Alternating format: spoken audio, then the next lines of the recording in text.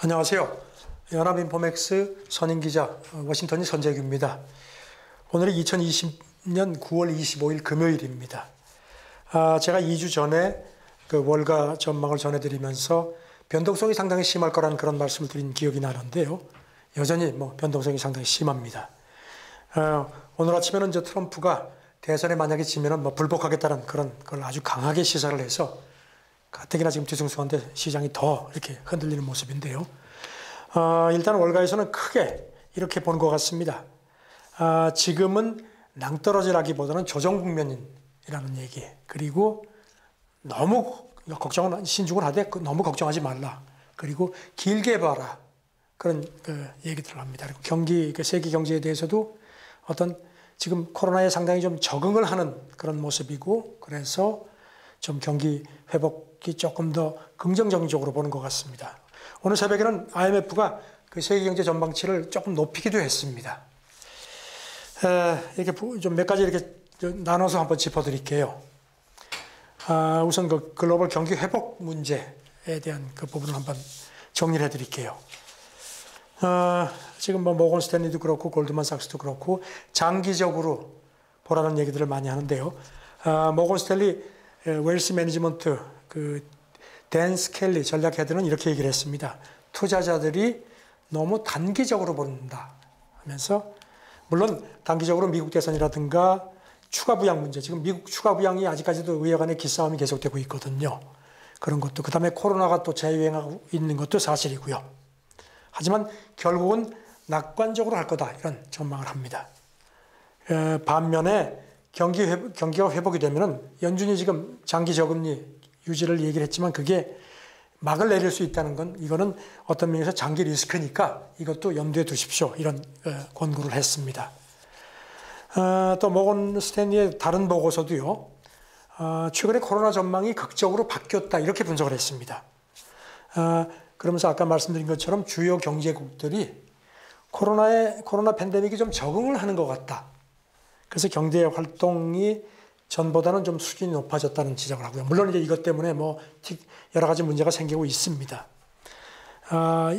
또 골드만삭스의 얀 해치우스 수석 이코노미스트는 이렇게 봤습니다. 마스크 얘기를 했습니다.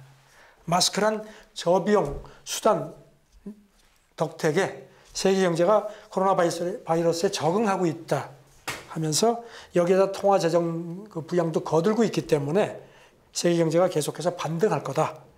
다만 지역별로 차이는 있을 거다, 이렇게 지적을 했습니다. 그리고 이제 캐피털 이코노믹스의 닐 시어링 수석 이코노미스트 얘기는 이렇습니다. 코로나 충격과 관련해서 세계 경제 침체를 보는 시각이 너무 지나치게 비관적이다 하면서 2008년 금융위기 때에 비해서 팬데믹이 장기적인 성장을 누르는 그런 압박 요인이 훨씬 적다는 겁니다. 다만 이제 그때에 비해서 세계화가 좀 퇴조가 돼 있고 부채도 많이 늘었고, 그 다음에 업무 방식, 이제 재택근무 같은 것들이 많이 변했고, 긴축도 지금 이제 긴축 얘기 요즘에 안 나오죠. 이런 것들이 영향을 받는 점은 고려를 해라. 그러면서 이제 최근에 구리값이 좀 다시 뛰거든요. 이런 구리를 포함한 이른바 산업금속, 이게 이제 최근에 강세를 보이는 것이 어떤 이런 같은 경기 회복에 대한 어떤 좀 낙관적인 쪽으로 가는 그런 맥락이다 얘기를 했습니다. 유가도 지금보다 연말까지는 조금 더 오를 거라는 관측도 했고요. 이런 가운데 월스트리트저널이 지난 20일자 이런 분석을 했습니다.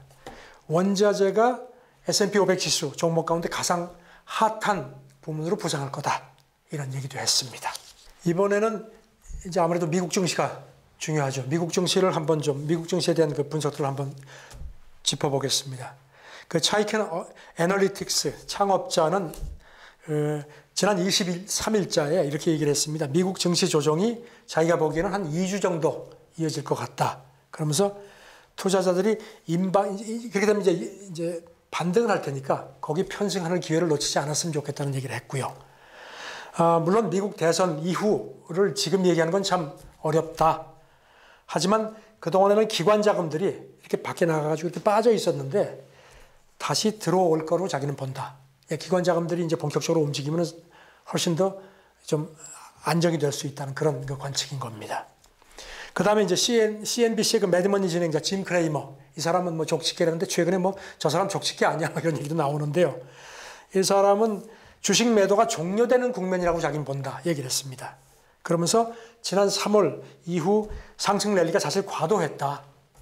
그래서 최근의 조정을 통해서 시황이 좀 더 낙관적으로 바뀌는 걸로 자기는 판단을 한다. 그래서 자기는 어떤 역발상을 계속 하겠다는 얘기를 했고요. 그 다음에 이제 톰 리라고 펀드스트래트 창업자인데, 이 사람은 지금 주식시장이 사실 뭐 안전하다고 할 수는 없다. 하지만 역으로 대형 저가주를 살 수 있는 자기는 기회라고 본다고 얘기를 했습니다. 하지만 이제 아까 말씀드린 대선 때문에 변동 장세가 계속 이어질 거다.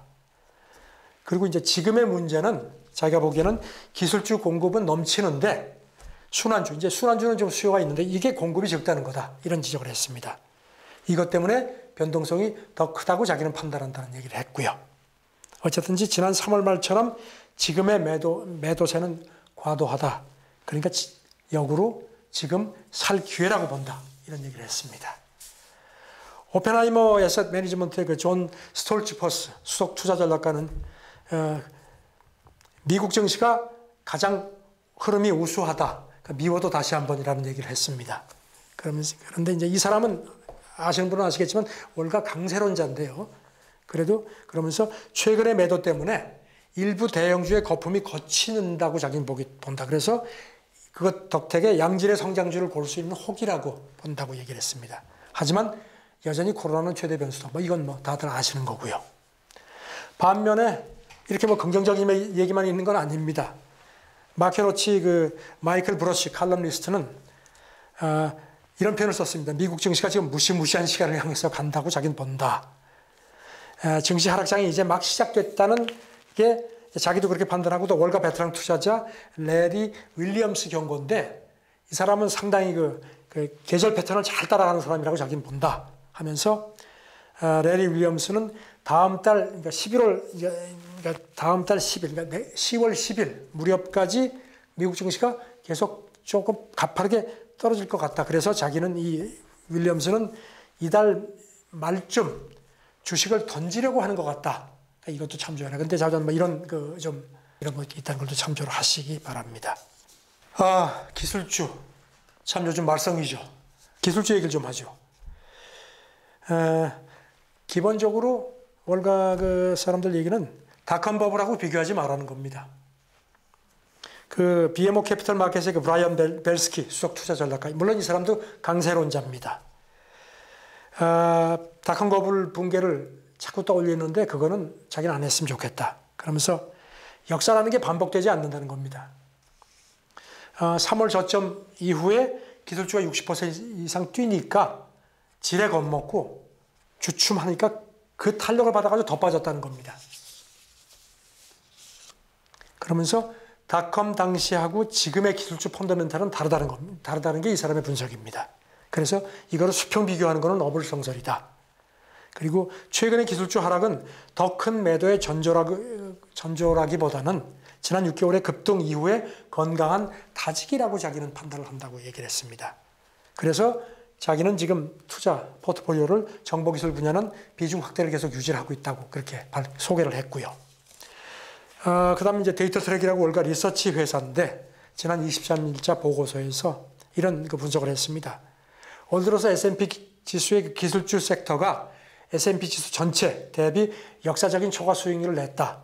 그런데 2000년 버블 거품 당시 그 당시의 기술주의 초과 섹터 초과 수익률 그거하고는 잽이 안 된다. 그때는 엄청났다는 겁니다. 그러니까 그렇게 비교를 하지 마라 이렇게 얘기를 했고요. 그리고 어떤 상황에서 더 오를 가능성이 자기는 있다고 보고 시장도 그만한 시장 여력도 충분하다는 판단이라고 얘기를 했습니다. 크레딧 스위스 보고서는 이렇습니다. 기술주가 거품은 아니라고 본다.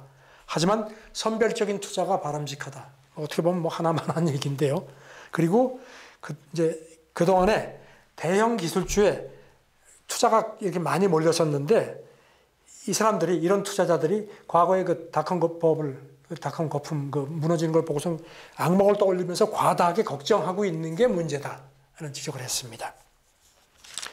조금 더 모건 스탠리 쪽에서는 좀 더 기술적인 얘기를 했습니다. 모건 스탠리의 마이클 윌슨 수석 전략가는 나스닥 지수가 최근의 정점에서 아주 많이는 한 20% 정도 빠질 수 있다는 판단인데 투기 세력 때문에 그렇다. 그러니까 투기 세력이 빠져나가야지 기술주가 안정감을 유지할 거라고 본다. 이런 분석을 했습니다.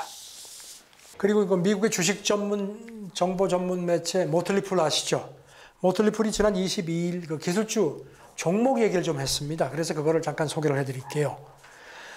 기술주 비중이 큰 나스닥이 고점 대비 많이 내렸는데 조짐이 완연하다. 그러면서 이제 지금 상황에서 투자를 피해야 할 3대 종목을 자기들이 지적을 하건데 스노플레이크, 그리고 테슬라, 그 다음에 모더나 이 주식을 얘기를 했습니다. 그러면서 이게 지금 과대평가되어 있다. 이렇게 지적을 했습니다. UBS는 그 애플 얘기를 했습니다. UBS하고 이제 시티그룹은 애플 얘기를 했는데요. UBS의 경우는 애플 투자 의견을 매수해서 중립으로 낮췄다고 밝혔습니다. 그러면서 지금 5G 사이클과 관련해서 성장 재료가 있지만 이미 애플 주가에 자기들이 볼 땐 다 반영이 되어 있다.